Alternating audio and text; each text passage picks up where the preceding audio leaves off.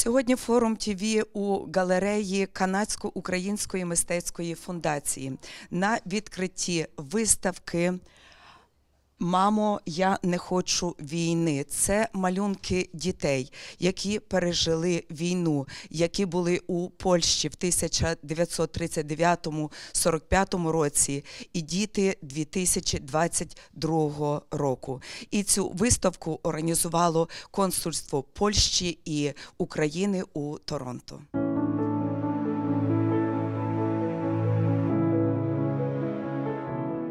We are gathered here today to view and to be open to a very important message. And the message comes to us not from philosophers, not from politicians, but from children that will be relaying to us, if they already have not, to you who might have had opportunity to look at our walls, a concept that keeps getting repeated time to time, and over history, that history repeats itself. And it's very poignant that today we recognize the insight of children. On one hand, Polish children that experienced the terror of war during the Second World War,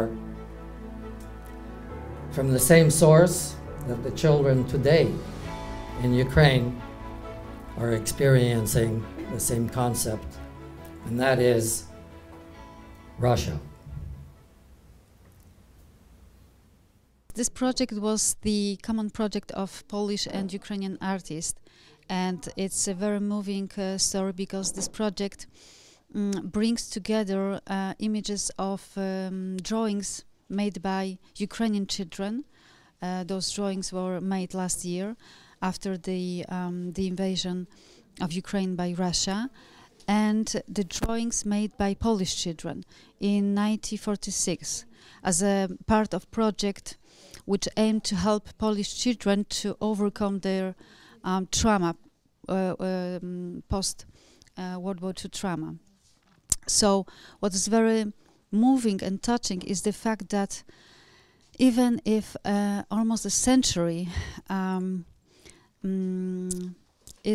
there is a difference of almost a century between those drawings, we see how images of war are still painful and destructive for children, even if children try also to see some hope and some better future, but they draw also destruction, escape, and repression, repercussions. So it's very touching to see the war through children's eyes.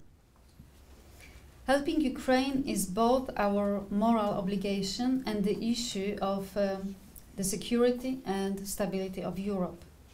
A few days ago, we learned that Poland's efforts to convince other European countries to send to Ukraine more military equipment were successful.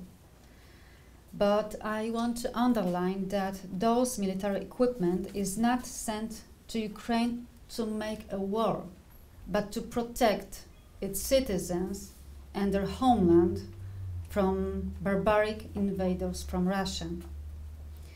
Poland was the first country to help Ukraine attacked by Russia. We host today millions of Ukrainian children and women who fled the war. Although it has been almost a year since Ukraine was attacked by Russia, we all pray and hope for Ukraine's imminent victory. Це чудова ініціатива польської сторони. І ця виставка вже презентована була в Оттаві і в Сіті Холл в Місісага. І ми домовилися, що вона буде також презентована тут для української громади. Польський проєкт – це був як частина, скажімо так, психологічної терапії для тих дітей, які пережили той шок війни. Розумієте? І це для нас це є дуже важливо, що ми маємо також зробити, можливо, те ж саме для наших дітей. І демонструвати цю виставку якомога широкому загалу і тут, і надалі. Ми вдячні польській стороні за ту всебічну підтримку, яку вони надають українцям сьогодні в Польщі, надають Україні на міжнародній арені і в двосторонньому порядку, і фінансово, економічно, гуманітарно, і військово, що є дуже важливо. А також за такі чудові проекти, які і не дозволяють нам забувати про наших дітей і про наше майбутнє. We use every chance and every opportunity to say our words appreciation to the Poland and to Polish people for what they have been doing and what they are doing for Ukrainians on the international arena and in their own country, receiving millions of Ukrainians, mostly women and children, and accommodating them there.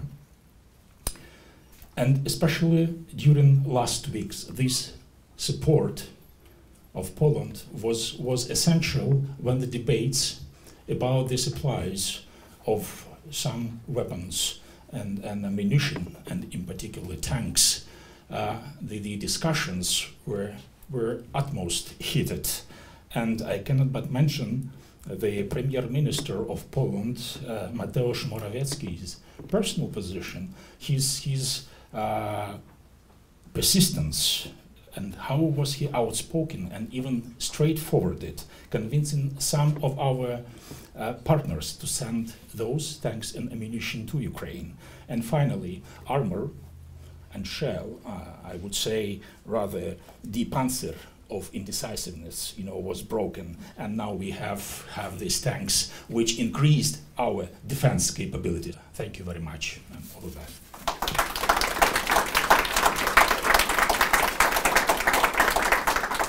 It is another proof of how sad is to again witness war within Europe.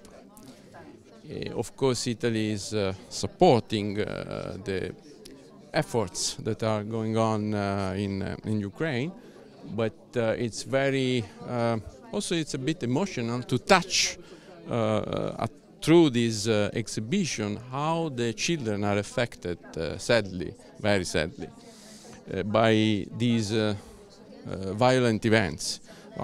It's really something that keeps you moved. Children should not be witnessing this. They should study, they should learn, they should be wiser than us. And instead you see this kind of drawings. Very sad, very sad. Знаєте, це є твори мальовані слізьми. Це твори намальовані біллю. Це не можна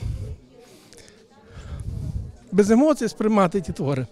Це є дійсно війна крізь очима дітей, це є крізь призму їхнього мислення, їхнє відношення до того, їхня надія на краще майбутнє. І ми раді були нашою фундацією, Канадсько-українською мистецькою фундацією «Галерія Кумф», бути учасниками цього проєкту. Цей проєкт подорожує зараз по всій Північній Америці, в інших містах Великих Америки, недавно в Чикаго відкрився. І ми раді, що ми маємо можливість таку сьогодні відкрити цю виставку для всіх, побачити. І це виставка, я кажу, це є великий, сильний такий посил до всіх людей світу, що треба якнайскоріше припинити цю війну. You know, the mind of a child in Poland in World War II and the mind of a child right now in Ukraine. I mean, just this panel behind you, what these kids have seen, what they're representing are horrific scenes.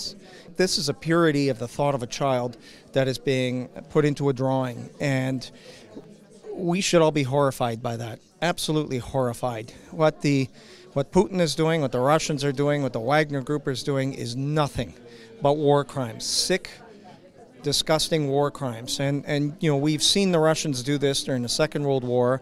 I am glad that the world has awoken to this, and I'm delighted that President Duda and Prime Minister Morawiecki have been leading this charge very closely with President Zelensky, because you know, Poland and the Baltic states understand Russia. They understand what happened. They understand that they were all put into hard labor for 50 years after Yalta. We get this as Slavs. And so this fight needs to be had. It needs to be won. Putin needs to be pushed beyond the borders. And the minute he is, Ukraine needs to be admitted into NATO and into the EU, because the next time he tries it, it's going to be on Article 5 and he'll take on all of NATO. But in the meantime, Ukraine needs every possible weapon it could get. I am delighted that we are sending tanks. I'm delighted that we're sending the M1s, the Leopard 2s. They are a very valuable weapon system to help drive them out the border. But the other thing I would ask European and allies to do is there is $350 billion in seized Russian assets right now. Personally, I would liquidate that, use a lot of that to buy weapons, and the rest of it to rebuild Ukraine later, and let Vladimir Putin finance his own defeat. З Торонто у галереї Кумф Костянтин Сніцар і Лариса Баюс.